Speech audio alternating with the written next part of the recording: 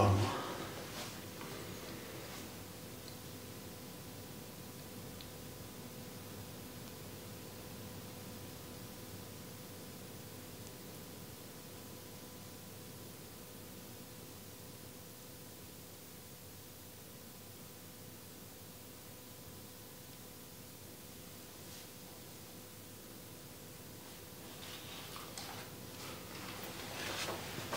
Здравейте, приятели! Днес е 22-та част от нашата поредица въпроси на децата към Елиазар. Днес със своите въпроси ще ни гостуват Лоа, Невена, Аделина и Александър. И минаваме към първия въпрос. Лоа, човек като умре, по една прозрачна стълба ли се качва от другия свят? Смъртта не е умиране, а раждане на душата в другия свят. А всичко прозрачно е свързано с ума. Умирането е въпрос на разбиране и осъзнаване. Тези, които призовават Бога, винаги живеят, а които не го призовават, те не са живи. Тези, които са умряли в името на Бога и Учителя, ние ги считаме за умрели, но те придобиват участ в Бога и в Учителя и те живеят. Смъртта настъпва по волята на Бога. Тя е освободител от тежкия обременен земен живот. Нито болестите, нито външните обстоятелства се явяват причина за смъртта. Нито здравето е важно. Когато смъртта е определена, а идеята, че един път живеем, е огромна глупост. Значи смъртта случва, когато се е определена. Не зависи от здраве. В този смисъл беше. Мъдрият още от сега си живее в духът и в божествения свят. И тук са смешни всякакви видови доказателства. Само дълбоко изостанали и обсебени хора отричат животът след смъртта. Живот без смисъл също е смърт. Който не вярва в задгробния живот, живее в злото и го поддържа. Смъртта за чистите е свещена и затова тя е за връщане. Смъртта е съкровенна тайна. Красива е смъртта, когато умираш с любов към Учителя и Бога. Тук смъртта е дар и има блага природа. Ако нямаш чист вътрешен живот, къде ще отидеш след смъртта? Въпрос. Убитите са убити заради стари грехове. Така само се заличава стара карма. За чистият и мъдър човек животът е потайно скрит в смъртта, а горе, които са се обичали, се целуват като души. Смъртта е приказно красива, но до тук. А ти, примерно, с каква формула би си заминал от този свят? Някаква сливаща с Учителя, може и достатъчно е само думата Учителя. Аз и да не я кажа, знам, че всичко, което си обичал, отиваш пред него, всичко, на което се посветил. Но човек си подготвя някаква дума, но едната от тях е примерно. Да. Може и Учител и до с лекота. То както е сега, защото той духа го казва, не е тялото. Да. Ще има ли усмивка? И държа на тайната усмивка. Аз на външната не я харесвам. Трябва да е скрита и особено да се проявява в тежка мъка и скръп. Тогава е истинска. Иначе външните показници са подвеждащи. Да. Ако нямаш усмивка за голяма мъка, за тежко събитие, означава, че си далече от всички усмивки. Те са някакви роли такива. Втория въпрос на Невена. Отиваш при Бог, ако вярваш в Него ли, или само ако си добър? Не зависи от това дали вярваш или дали си добър, а дали го призоваваш и колко често мислиш за Него. В новото мислене за Бога е истинското устройване на нашия живот. Само любовта отива при Бога, т.е. при себе си. Само чрез любовта се случва великото осъзнаване, че всичко е Бог. Вяра, доброта и добри постъпки още не са истинска любов. Вярата и доброто са само пътувани към Бога, но не са пристигани. Не са сливани и изчезване в Бога. Любовта е решаващата сила, тя е символ на откровението, което е над знанията. Любовта е по-важна от вярата и доброто, тя е по-дълбока и от живота. Да, само да споделя, много хора усетиха, че разговорът с Радо е така много динамичен и че той е истински търсач. Да, търсачите имат право да питат абсолютно всякакви въпроси и Радо си е дълбока душа, Ако не знаят хора, той не питаше от любопитство.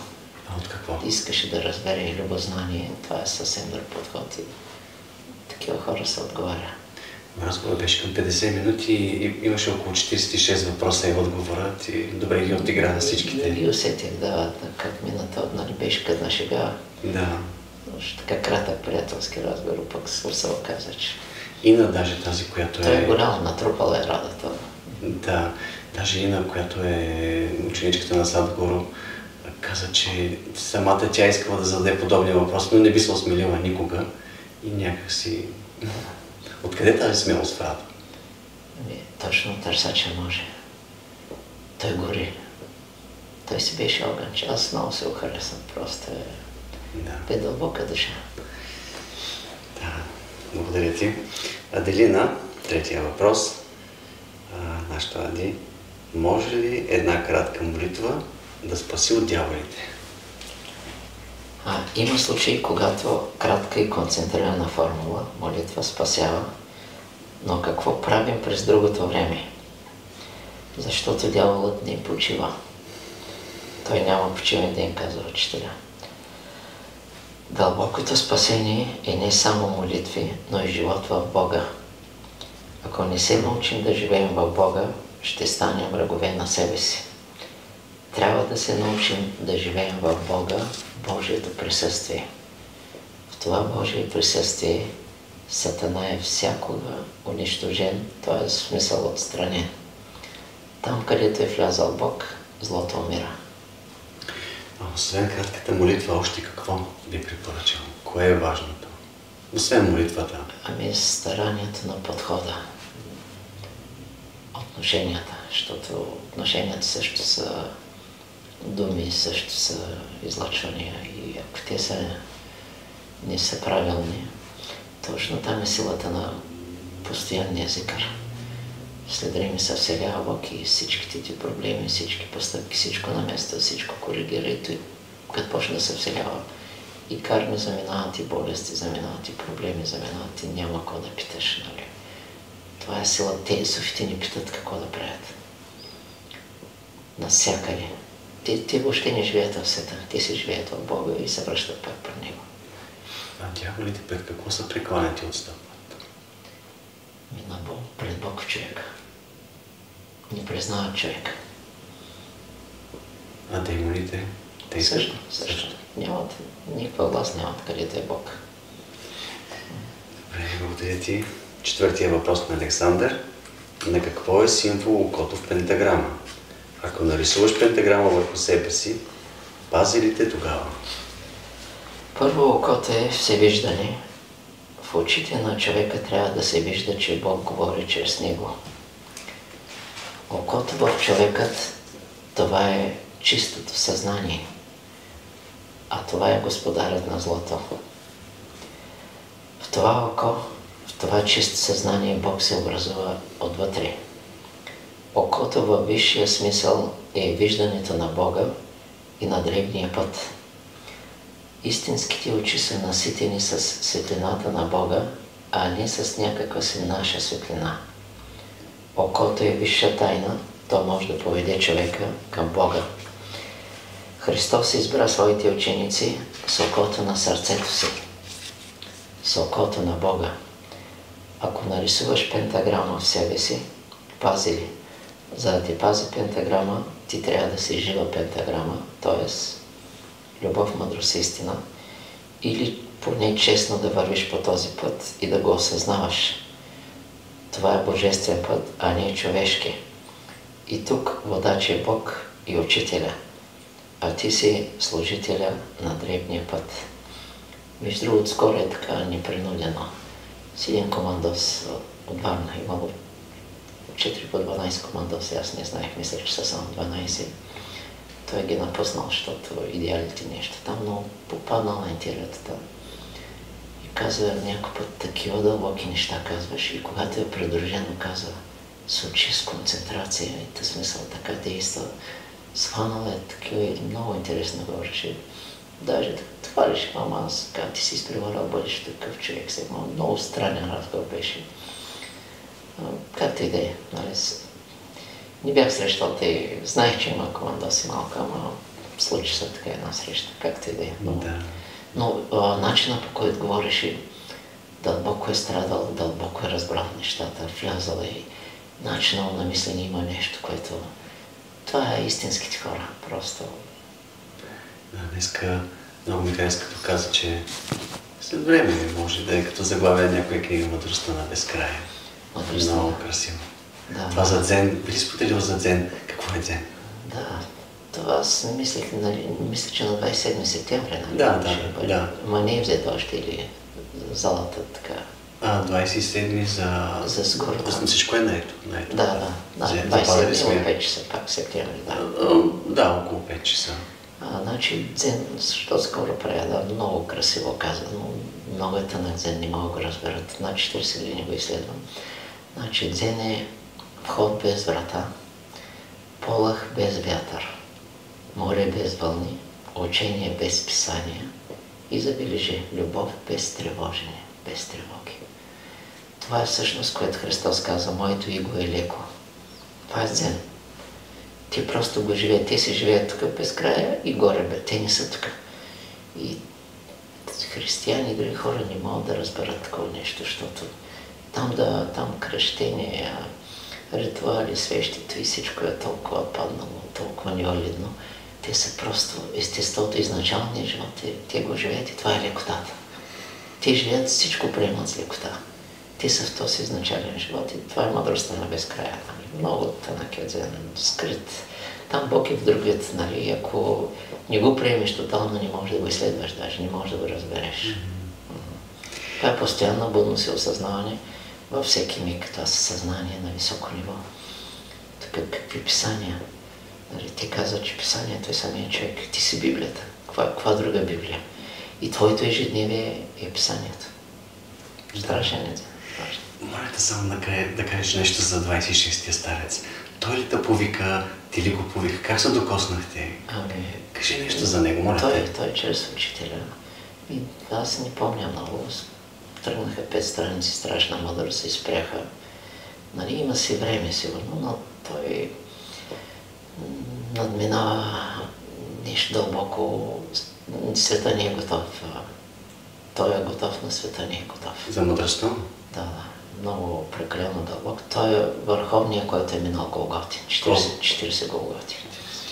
И казва, за да почнеш да произнася слово, първото условие е да станеш неизразим.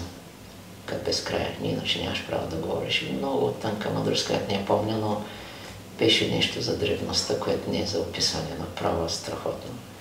Но ще видим кога, как, дали ще има условия. А как така 25-я старец сега се подготвя, а 26-я вече? Всичко отдавна е подготвено. Да. Всичко го има. Просто кога ще се прояви, вече трябва Бог и Абсолюта да натиснат бутона. И тогава той се излъчва. Всичко го има отдавна. Просто отдавна е направено, отдавна е несътворен. Значи в древни има толкова мистерии скрити, които те първаше. Безконечни. Той ще се изучава бъдеще. То в Бог има многобройни. И големи и малки, там са вече свръхмистерии, когато се тръгне към Абсолюта.